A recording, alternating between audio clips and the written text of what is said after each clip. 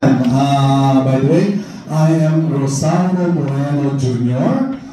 Just call me Jojo or kung tawagin po ako dito, ang screen name ko po rito ay Sir Jojo dito sa Ray. So, before I proceed, I want to acknowledge the following leaders. Of course, Team Supreme, Pegasus, Sir Monondo.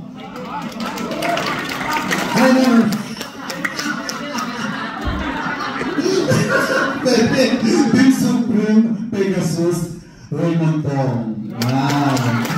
Team Supreme, Pegasus, Ma'am Laura Manchen. Team Elite, Pegasus, Sir Monondo. Team Supreme, Pegasus, Sir Joel Gama, and Team Elite Pegasus, Chaloto. Of course, Team Elite Pabo, Ma'am Lani Pedagosa. Team Elite Pabo, Ma'am Helen Dong.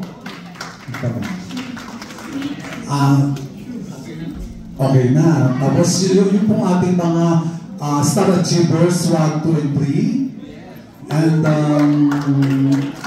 sa lahat po ng bagong guests na narito ngayon. And of course, I'd like to acknowledge the presence of our guests for tonight from Hawaii. Of course, the retired Sir, Congressman of Hawaii, Sir June Abinsay. Thank you for coming, sir. Yeah. So, of course, my Kailo leaders, a pleasant good evening to all of you. Ano ba yan? Bakit parang kinakabahan ako? Kasi nakita ko kasi yung picture ko. Ba't nakita? Nakailan na ako dito sa stage. Never ako Pero nung nakita ko picture ko, kasi dati pagka may ganito akong picture sa stage, may birthday ko. Kundi 60, 65. No? Anyway, I'm a retired government employee of the Bureau of Internal Revenue as Chief Admin. Yan. 60 years po ako mag-retire noon. And then, alam nyo, hindi nyo po na itatanong, I'm a product of this GBOOTC. Product po ako niyan. Kaya po nung sinabi sa akin ng coach leader ko na ikaw ay magkakaroon ng pahayag o ng magiging speaker ka, ang topic mo ay beauty of truth care, hindi na po ako magdalawang isip. Kasi mahal ko po itong seminar na to. Kasi itong seminar po ito, ang hindi naman nagpasikat, yung dagdag ng ganda ng buhay ko. Sa totoo lang, ang nagsama po sa akin dito, o ang aking mentor and discoverer, ay wala pong iba, ay si Sister Virgin Muerto. Let's give her a big round of applause. Hindi ko po alam bakit niya ako sinama. That was May 25, 2024. Alam ko pa, no, ang date, May 25, 2024. And ito po ay ginanap sa Aberdeen Court, Quezon City, no? Mas marami dito ang tao, no, nung mga time na yun. Pero masyado ko na-amaze doon. Sabi nga nila, pagka gusto mo may mangyari sa buhay mo, may mga taong ginagamit ang Panginoon. Tama po ba? Hindi ba? So, nung time na yun, wala akong kamalay-malay dahil wala naman siyang binigtang product sa akin. Wala namang na gustong ipahiwatig si Sister Virgie. Basta't sunod-sunod na po akong sumunod sa kanya at sinabi ko na sa sarili ko na baka merong gustong ipahiwatig ang Panginoon kasi kagagaling ko lang po niya sa sakit nung time na yun. At hindi po ako ganyan kagwapo dahil kasi nung time na yun, kalbo na ako nun eh. Nung time, pero ganun pa rin, batas pa rin kilay nun. No? So in short, kagaya nyo rin po ako na nakaupo dyan. Wala po akong, kumbaga parang walang kamalayan. Kaya tapigin niyo po yung inyong katabi at sabihin niyo, hulog ka ng langit sa akin. Yan, hulog ka ng langit. Hindi, totoo yun. Totoo yun. Kaya hindi ko malilimutan ang GDOOTC. Sapagkat, nung nanodoon ako sa seminar na yun, merong isang taong ginamit doon. Meron isang taong ginamit doon na nagpaan ng puso ko, na sabi ko, parang iba ang dating sa akin. Palibasa po, nung nasa BIR po ako po ay lecturer and speaker din. So, madali ko pong ma-adapt kung anong seminar na gustong ipa-implement ng Railway. So, ibang naging ano ko nung time na yun, nung nakinig ako. Kaya nga, tama sabi ni Mama Jeanette, focus po kayo. Pakinggan niyo po. Dahil siya, pinakinggan ko po yung mga pahiwating niya at saka mga sinabi niya ay umukiligid po sa aking isipan at puso. And I'm very thankful for this lady, which is my coach and leader. She's no other than Vivian Tebunsay. Let's give her a big round of applause. Ma'am, thank you so much. So, ano na po ako ni Ma'am Boji. Sinama na ako sa producer, director. Sinama na ako dito sa Railway Office. At nakita ko po ang environment ng Railway Office, ng people na mga naririto, ng kanilang corporate attire. Kung bakit naman pala talaga nakaganon talaga sila. Corporate attire. No? Doon pala pinahihiwatig na ang ganda ng portiera. And then after that, nakita ko yung smile ng mga tao. They smile. The people dito, kahit hindi ka nila kilala, ngingitian ka. No? Ngingitian ka. So, yun po yung nakita ko. Environment pa lang yun, yung nakita ko. So, dumating po yung time na ako ay, sabihin natin ang portier, ang naging tulay para ako magkaroon ng pagbabago sa sarili ko. Kasi, nung araw na nasa bureau ko, iba eh. Siyempre, pinaka-restricto ka sa mga taxpayer, pinakailangan formal ka, pinakailangan hindi ka approachable, gano'n, dahil bawal sa amin maging approachable, diba? Kasi pag approachable ka, baka mamaya, ano mo na, diba? So, dito, nung makita ko ang Railway, no, sabi nga nila, Railway has a good system. Railway has a core values. No? Nakita ko lahat siya. At umiba ang aking pananaw. No? Unti-unti, hindi na sinasabi sa akin ng mga kasamahan dito na join Railway. Ako na mismo ang nag-join. At ang ginamit ko lang na dalawang weapon, dalawang sandata ang ginamit ko. Ang ginamit ko lang ay ang trust myself and faith in God. Yun lang po ang ginamit ko. Kasi kung trust ka sa sarili mo, ikaw ang masusunod naman sa sarili mo eh. Especially kung tama ang ginagawa mo. Natural, pag tama rin na magiging resulta. Di po ba? Yes. So, ganun lang po ang ginawa ko. Sumunod lang po ako sa mga tama. And after that, nakita ko po ang ganda ng portiera. Naging inaral ko ang teknolohiya ng portier na ito ay mayroong na teknolohiya. And then, ito ay may 14 na ingredients. Kung bakit ba naman hindi gaganda, no?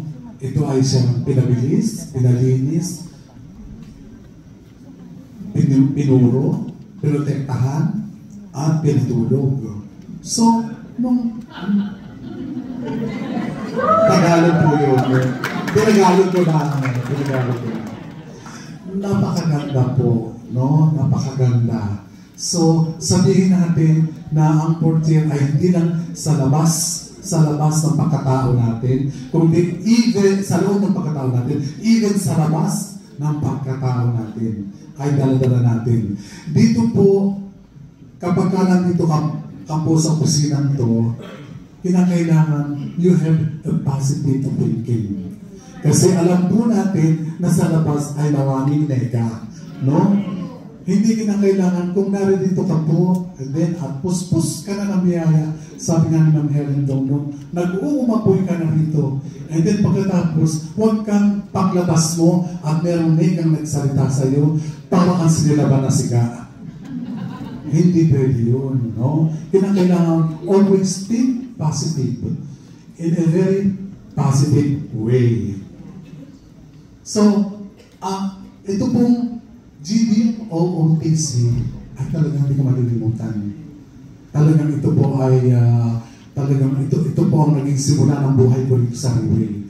Na kung sisipatin mo, ako ay 1 taon at kalahati na po rito. Napakarami na pong nangyari sa akin.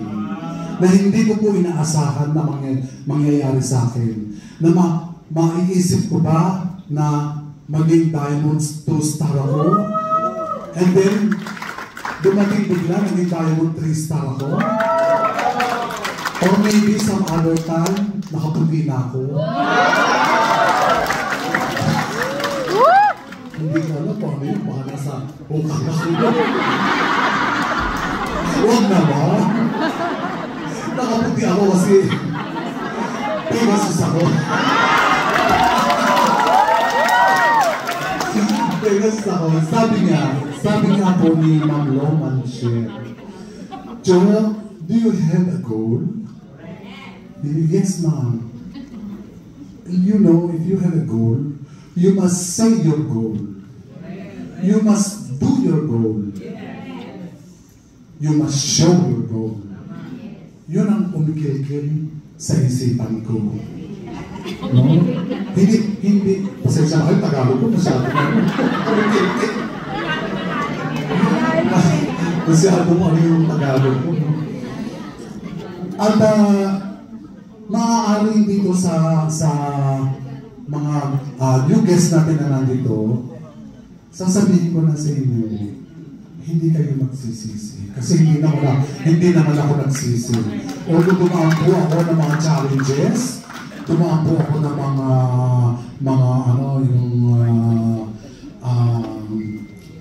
challenges and rejection. Pero ito po ay ginawa kong in-accept ko na sa buong sarili ko dahil na rin siguro sa iniinom ko. Kasi June 8 po, June 2004 po, 24, June 2024 na nagsimula po ako mag-take. And then, nag-purchase na ako ng tuloy-tuloy kasi hindi ko na pwedeng tigilan kasi dire-diretso na ang naging reaction sa akin. So, doon po, ginawa ko na po siyang i-share sa mga gusto kong tulungan. And then at the same time, sa pag-share ko, nakakuha na po ako ng mga leader. Na siya naniniwala kasi ang una yung paniniwalaan dito ay ang sarili nyo. Hindi po kayo po pwedeng mag-invento. Kasi kinakailangan po, yung lahat ng sinasabi ninyo, nangyari po sa inyo. Hindi po ba? Yun. Kaya po kung halimbawa kayo mismo ang nandito na sa posisyon na to, magtataka rin kayo, magtatanong din kayo, bakit, ano ba nangyari?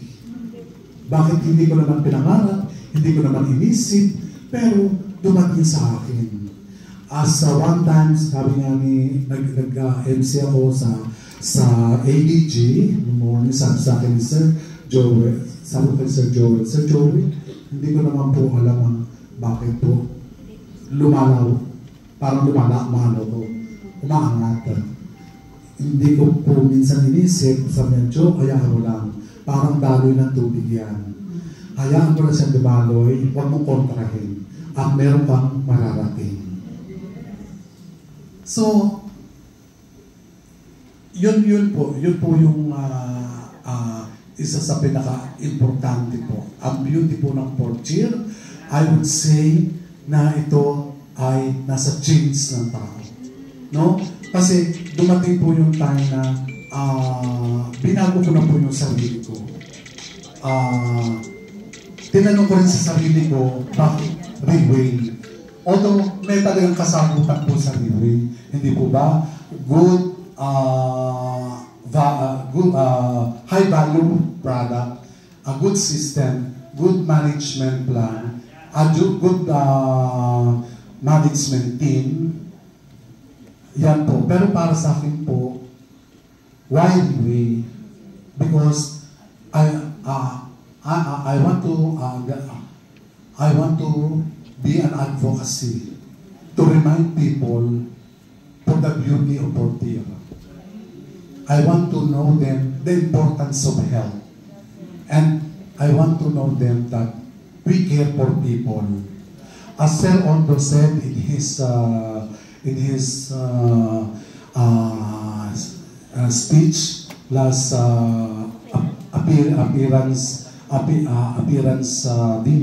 appreciation dinner, he said, as of now, hindi pera-pera lang. As of now, we care for people. At dumating po sa time na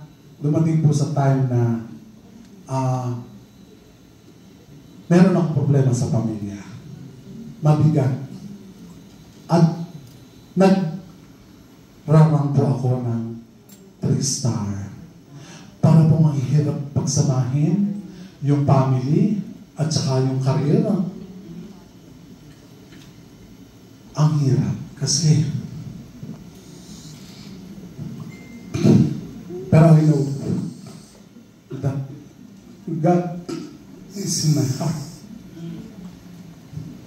Kapag nasa puso nyo ang Panginoon at nasa maayos sa pananalig nyo, sinasabi ko po sa inyo, may makakamtan po kayo. Ano ko pong ginawa, siyempre, titik na po ako ng fourth year. Tuloy-tuloy lang po siya. Tuloy-tuloy po lang ang dasal. At tuloy-tuloy ko po na sinusunod yung pag-goal ko. Halos pinagsabay ko po ang family at saka ang career.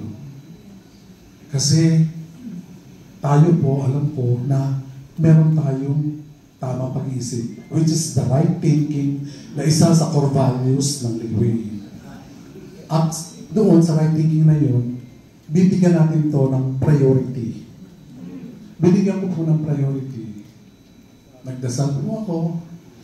At tuloy-tuloy lang po yung ginawa kong pagsolusyon sa pamilya ko. And then, maliwanas ang pakiramdam ko. And then, pagkagising ko po, ayan na, Diamond 3-star na po ako.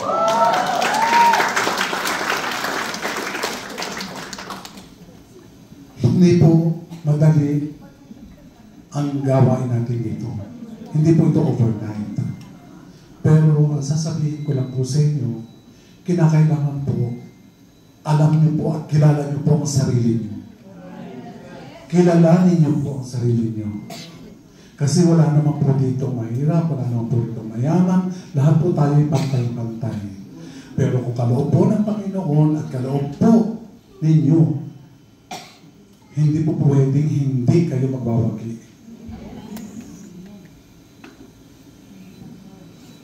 For me,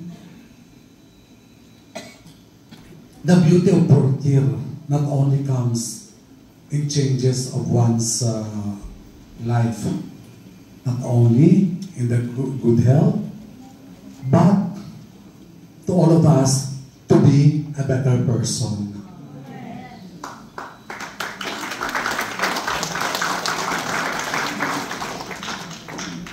Hindi ko na po masyadong nakakapa kasi ang dami pong magsasabi. And gusto ko lang pong sabihin sa akin yung core leaders, Coach Ma'am Vivian Rebonsay, Sir Rat Rebonsay, sa aking mentor, Virgie Muerto, Ray Muerto, ang dalawa ko pong leader na nagpakahirap sa akin kung bakit po ako umangat sa pangatlong tugatok ng tagumpay. Leader Ma'am Gia Carino and Ma'am Osang Cruz. Maraming salamat.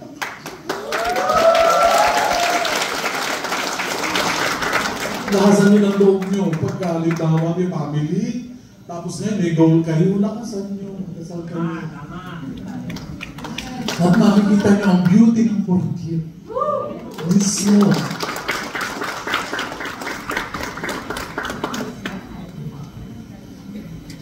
Always remember that remain, give us hope and time for life. Maraming salamat. Magandang hapon.